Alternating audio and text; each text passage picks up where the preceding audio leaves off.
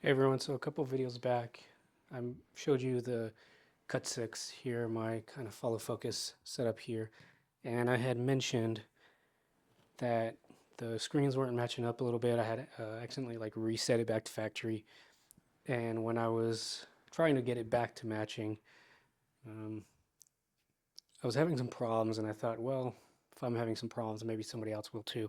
So I wanted to make this video to help somebody if you have the same problem. So let me roll in some footage here and I'm going to show you from the factory what the Cut6 look like.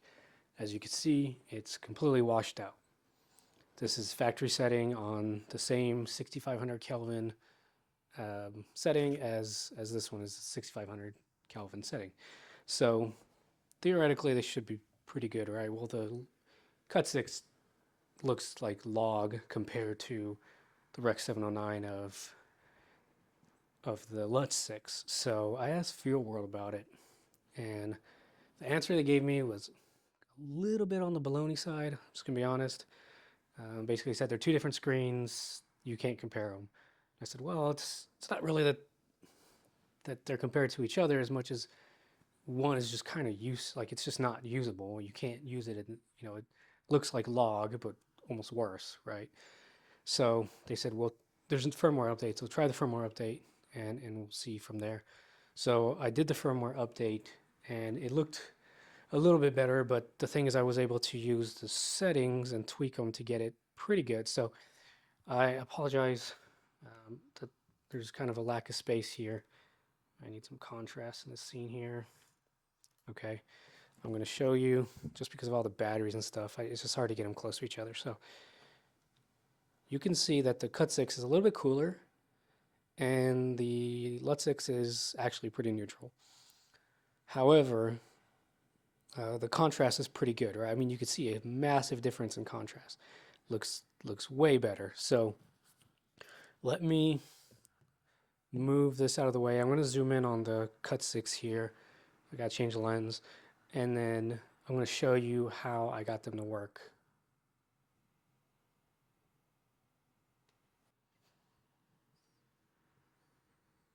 Okay, we're back. So let me show you how to get this screen to not be washed out anymore.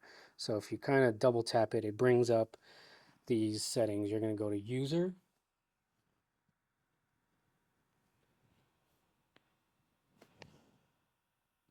and 6500 was the factory. So let me show you what that looks like. And you can see that it's isn't as washed out right off the bat. You can see how much better it looks than before the firmware update, right? Let me show you a little bit kind of side by side. But you can see this actually looks somewhat normal. It's just really, really warm. So you go to User, and uh, one of the things I did was I had to actually crank down the brightness. So there's brightness and there's backlight. Brightness is what was washing out the image. Let me show you. So if I go back to what it was, which is 50, and I get some contrast here. Do you see that? Do you see how much it washes out? So 50 is what it's from the factory. So that's why it looks like log footage, right? So I brought it down to 34 in my case. These settings may or may not be the same for you. And the blacks look good. And then the contrast, once I did that, because I was trying to use a contrast and it just wasn't working. Not until I turned down the brightness that the contrast started to act the way I expected it. So I cranked the contrast up a little bit, 82 in my case, up from 50, and it looked good. And then the saturation I bumped up a little bit, 66, and then you have to kind of mess with the RGB values. Your settings may be different. I mean, you can see what I have there, but it's not really that important. But that's how I was able to get it to look pretty good. And I wish I could just manipulate just the Kelvin temperature independently.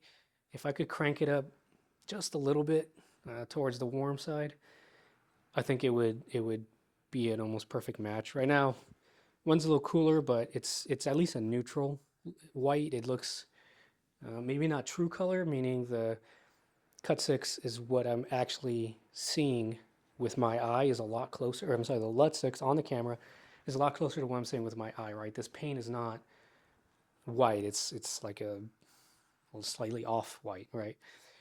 On the Cut6 here in front of you now, it looks more of a white. So it's a little more neutral, but that's okay because I'm not using this as an on-camera monitor.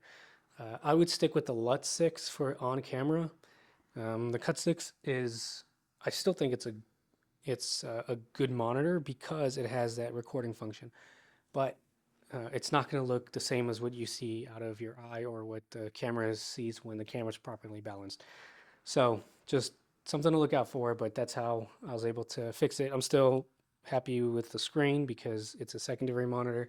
The color isn't as important because it's used to pull focus and it's just used as a reference for somebody and they don't, you know, they don't really know what I'm looking at as far as like the perfect color temperature. It's not really that important, right? You hand it to somebody and just say, hey, here's what we're looking at. Unless they're like a very experienced person, they're not going to be like, well, the color temperature is a little bit off or whatever. So if your monitor was having this problem of being a little bit washed out, that's how I fixed it. Get the firmware update and then go into settings, change it from 6500 or 5600 or whatever to user, and then just play with the settings. Bring the not the backlight, right?